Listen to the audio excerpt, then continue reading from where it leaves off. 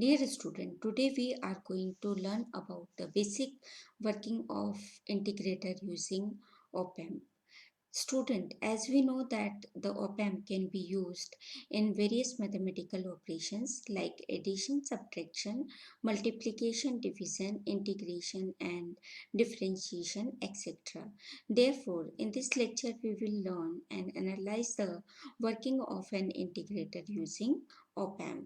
In this lecture, we will discuss about basic introduction of integrator using op-amp, the working principle and derivation of integrator to find out the output voltage.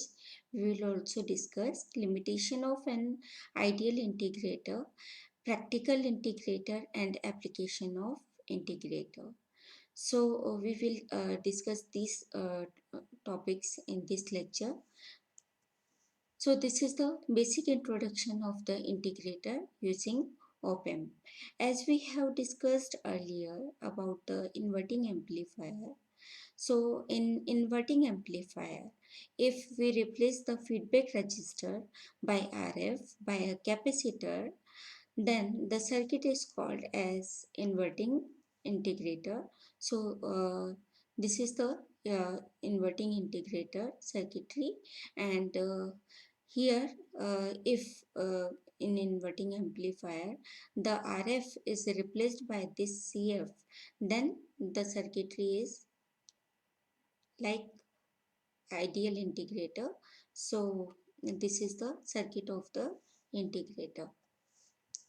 So this is the basic introduction, and an integrator is a circuit in which the output voltage waveform is the integral of input voltage waveform. Means in integrator the output is the integral of the input voltage waveform, and here if you are applying the square waveform, then the output will be the in form of triangular wave. So this is the waveform, and it is most commonly used in many analog applications like analog computers, analog to digital converters, wave shaping circuitry, etc. Integrated circuits are usually designed to produce a triangular wave output from a square wave input. So if you are applying the square wave, then the output will be in form of triangular wave. These circuits have frequency limitations while operating on a sine wave input signal. So this is the circuit of the integrator, and to calculate the output voltage of this integrator, here this is your input current denoted by In. This is your input voltage Vin. This is the non-inverting terminal, and this is your inverting terminal. So this is your op-amp IC. This is 741 IC. So you can design the integrator with the help of op-amp IC. So this is the non-inverting terminal. This is grounded over here, and here we will apply the input voltage at the inverting terminal only. So this is your input current, this is the resistance R1, and this is your capacitor CF. You can also say this CF is the feedback capacitor, and here the current is feedback current. This is denoted by IF, and these are the supply voltages. This is plus VCC and minus VE.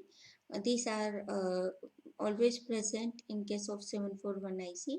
The VCC always present at pin number 7, and minus VE is present at pin number 4, and this is your pin number 2, always present at inverting mode, and at pin number 3 this is your non-inverting terminal, and you have to here you can calculate the output voltage as pin number 6. So this is pin number 6 is the use for to find out the output voltage. So the output voltage in case of integrator is equal to minus 1 upon R1 into CF integration 0 to 1 V in into dt. So now let's this is the basic working principle of an integrator. So how this integrator is work. So the non-inverting terminal is grounded and input voltage is applied at the inverting terminal. We have already discussed the circuitry. If the input voltage V in is 0 volt, there will be no current flows through the resistor R1 and the capacitor CF is uncharged. So the output voltage is ideally 0 over here. So if this input voltage is equal to 0, means no current is flowing and the CF is uncharged and the output is ideally 0. If a constant positive voltage is applied to the input, the output voltage will fall negative at a linear rate in an attempt to keep the inverting input terminal at ground potential. But if a constant negative voltage is applied at the input, the output voltage will rising linearly. The rate of change of output voltage is proportional to the value of the applied input voltage. So you can calculate the output voltage. So to calculate the output voltage, the derivation is given. The expression for the output voltage V0t can be obtained by applying the KCL at node V2. So here you have to apply the KCL in the circuitry. So to do this, here you have to find out the node to apply the KCL. So here this is node V2, this one is the V2 node and this is your node V1, and this is your input voltage and this is your output voltage. So these are the nodes, and to apply the KCL you have to draw the arrow for the current also. So this is your input current, this is your feedback current, and this is your base current. So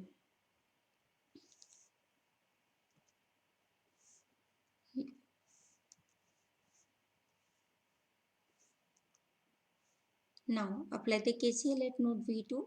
So this is your input current is equal to feedback current plus IB. So due to the high input impedance of an op-amp, IB is negligibly small. Therefore, IN is equal to IF. So here in this circuitry, the input bias current is equal to 0. So this is equal to In is equal to If. Since current through the capacitor C is equal to, this is the equation, is equal to C into dVc by dt.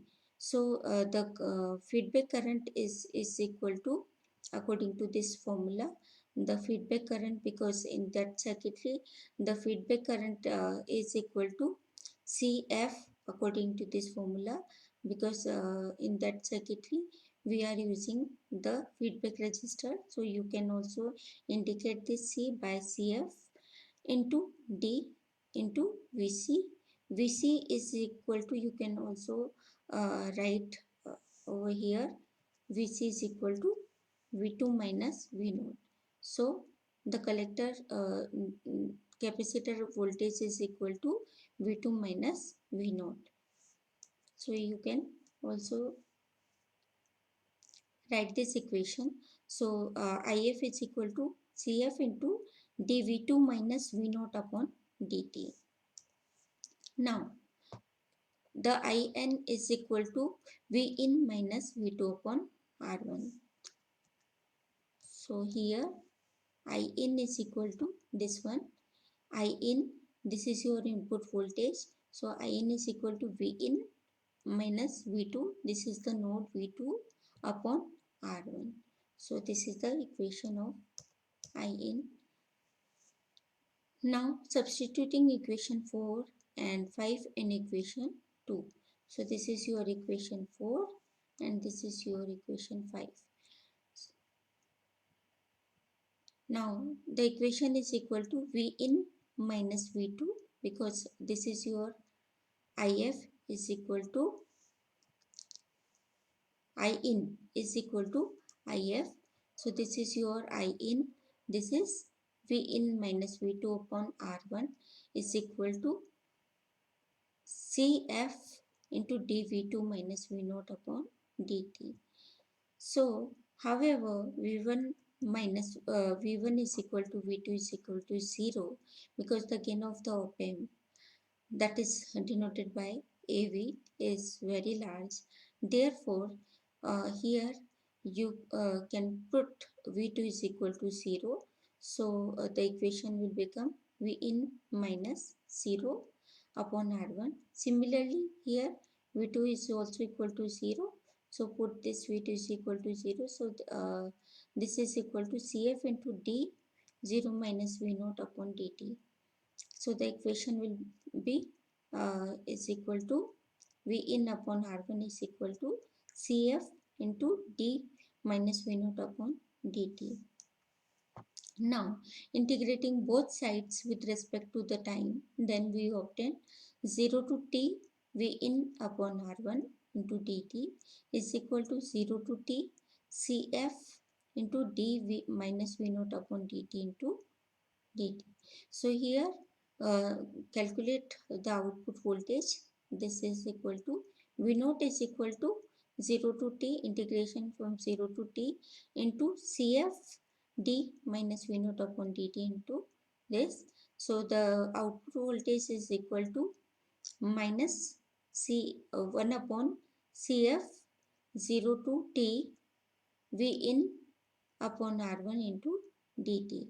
So this is equal to finally the expression is equal to, after solving this, the output voltage is equal to minus 1 upon R1 into Cf 0 to t V in into dt plus C. So where C is the integration constant and it is proportional to the value of the output voltage V0 at time t is equal to 0 second. So this is the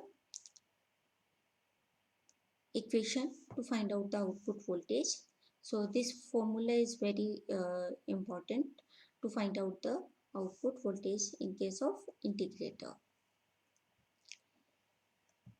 Thus, the above equation shows that the output is minus 1 upon R1 into Cf times the integral of input, and R1 Cf is called as the time constant of the integrator. Second thing is the negative sign indicates that there is a phase shift between input and output. Hence, it is called as inverting integrator. Means the negative sign indicate over here is that is in inverting, the op amp is in inverting mode. So this is called as inverting integrator. The main advantage of an op amp integrator is its large time constant, which results in the accurate integration of the input signal. So this is the main advantage of the integrator. Now, the ideal integrator here having some limitations. So the limitations of an ideal integrators are, the first one is the op amp has input offset voltage and the input bias current. that is denoted by IB. So when the input voltage Vin is equal to 0, then the feedback capacitor CF acts as an open circuit. Therefore, the integrator works as an open loop amplifier with a very large voltage gain. The input offset voltage produces an error voltage at the output. Therefore, due to this error, the output waveform may be distorted. Therefore, it is not possible to get a true integration of the input signal at the output. That's why to reduce this error voltage, a resistor RF is connected in parallel to the capacitor CF. So the circuitry is will be work as a practical integrator after using the feedback resistance in parallel to the capacitor CF. The feedback resistor RF limits the low frequency gain and hence minimizes the variations in the output voltage. So this is the limitation of the ideal integrator, and the second one is of an ideal integrator is its bandwidth. So which is very small, hence an ideal integrator can be used for a very small frequency range of the input only. To overcome these limitations, uh, practical integrated circuitry is required. So, how to design the practical integrated circuitry? So, this is your if in basic ideal integrated circuitry, if you are adding here the resistor RF in parallel to the capacitor CF, then the circuit will be act as a practical integrator. So the practical integrator overcomes the limitation of an ideal integrator that uses a feedback resistor RF in parallel with the feedback capacitor. A compensating resistor ROM is also added over here to compensate for bias current effects. So this is the practical integrator. Here these are the applications of the integrator. The integrators are used in many applications as we have already discussed in the basic introduction. These are integrators are used in wave shaping circuits, RAM generators, in solving differential equations, in analog computers, in analog to digital computer converters, etc. So these are the application of the integrator. Thank you for watching.